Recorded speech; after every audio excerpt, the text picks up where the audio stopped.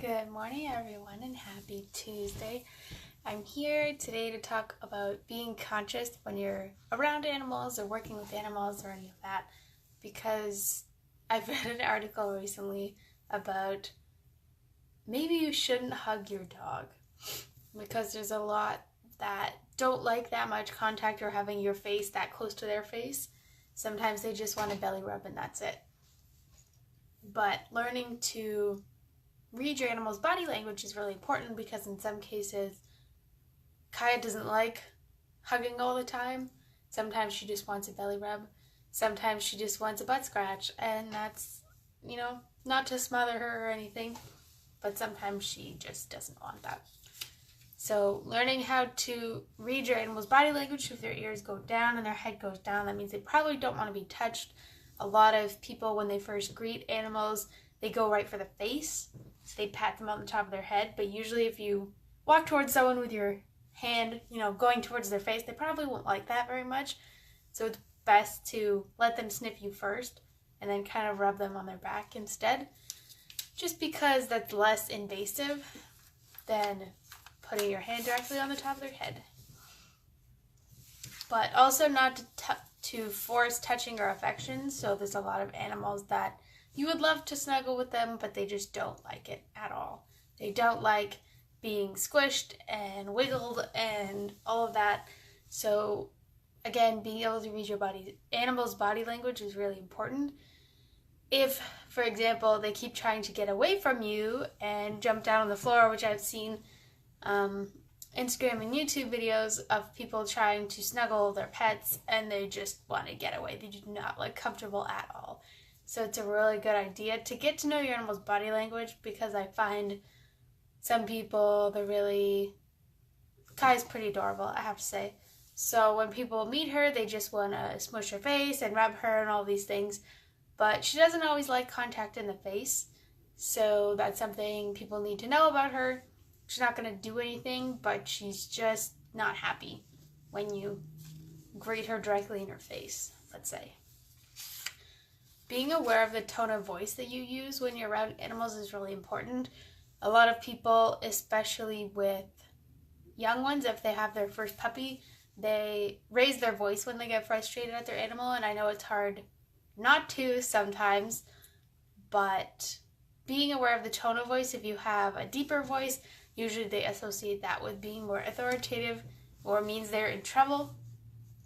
If you have a higher pitched voice, they're usually happier about that, because in their way, high-pitched noises are good and deeper ones, stronger ones are not.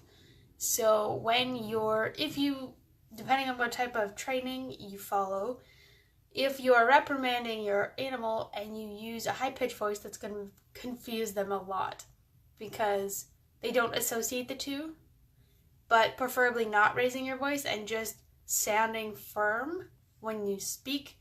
So not hesitant, not like, maybe just don't do that. Say no. But same tone of voice, different energy when you say it.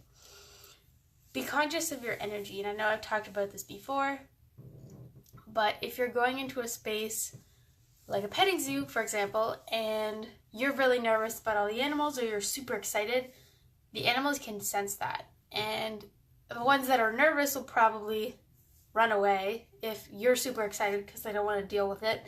Or if you're nervous, then they'll pick up on that and they'll be more nervous.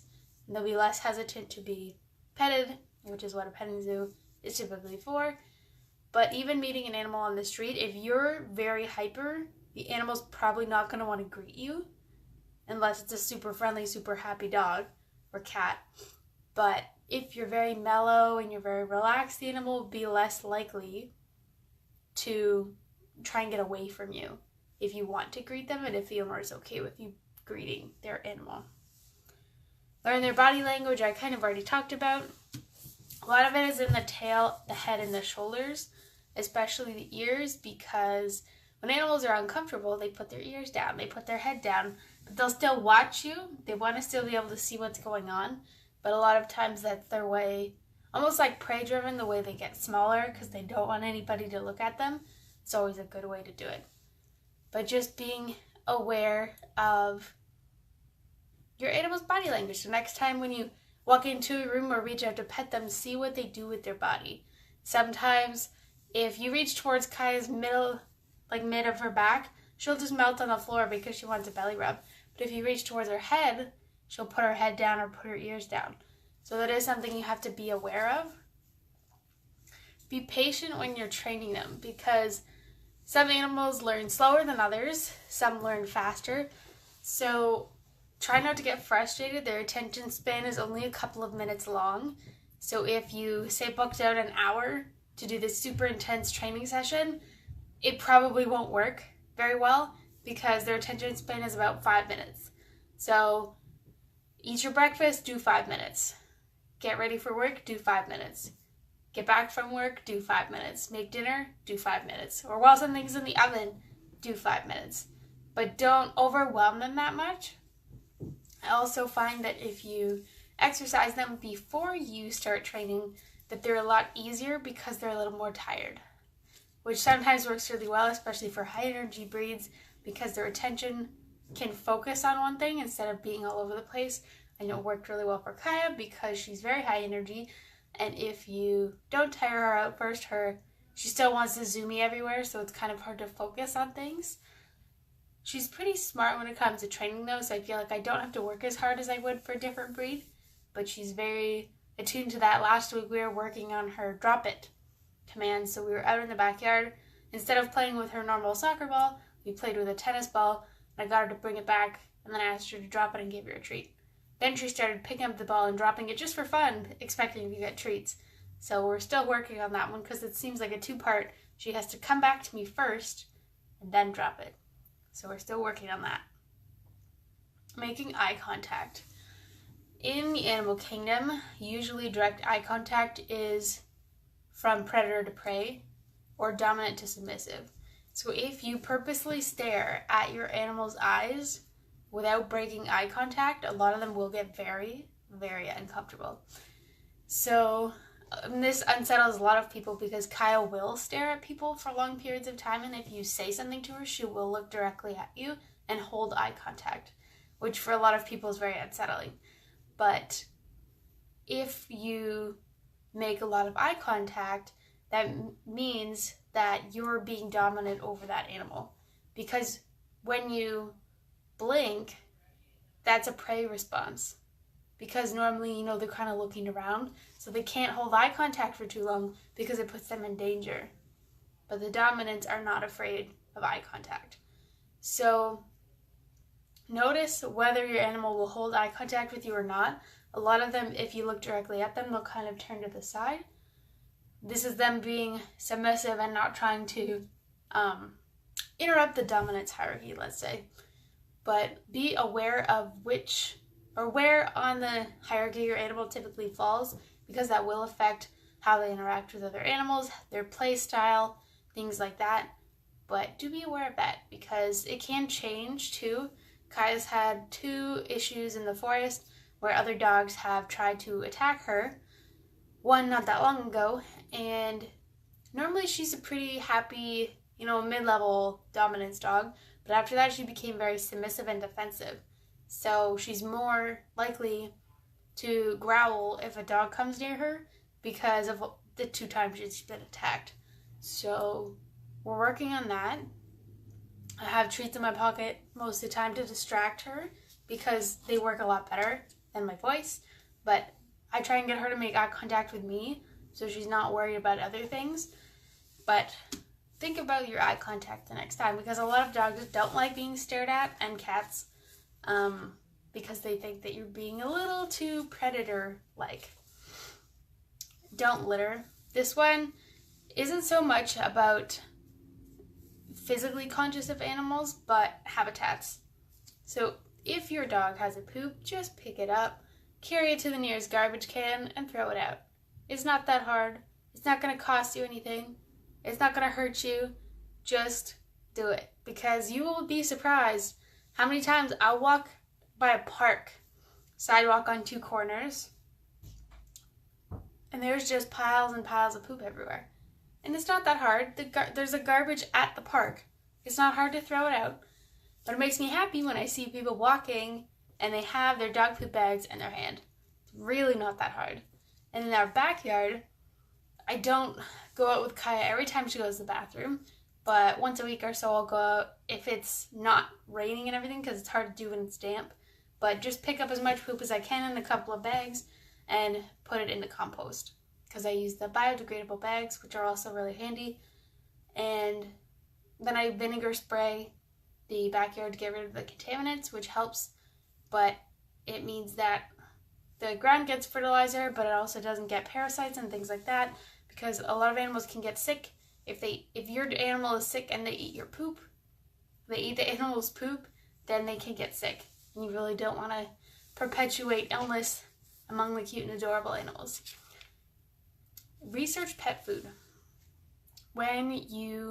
Most people will feed either what the vet recommends, what their parents used to feed their dog, or the first thing that the person at the pet store suggests to feed your animal.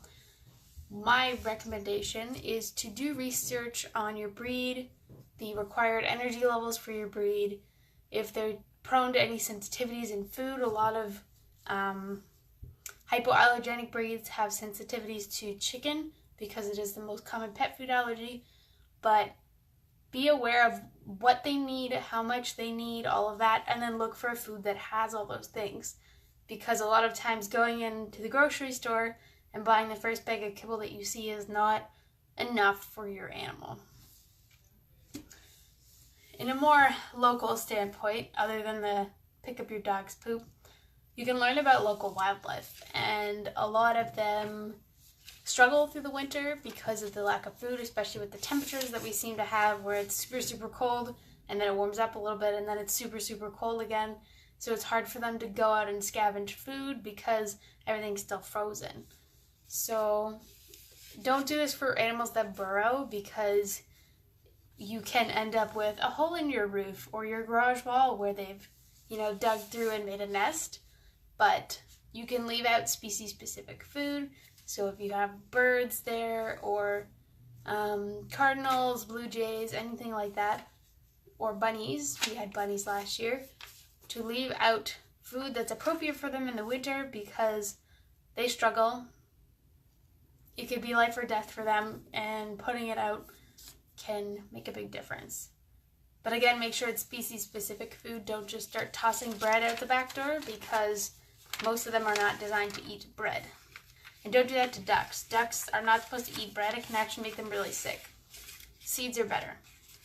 But being conscious of animals a lot is thinking beyond yourself. And a lot of people in our society today are mostly focused on themselves.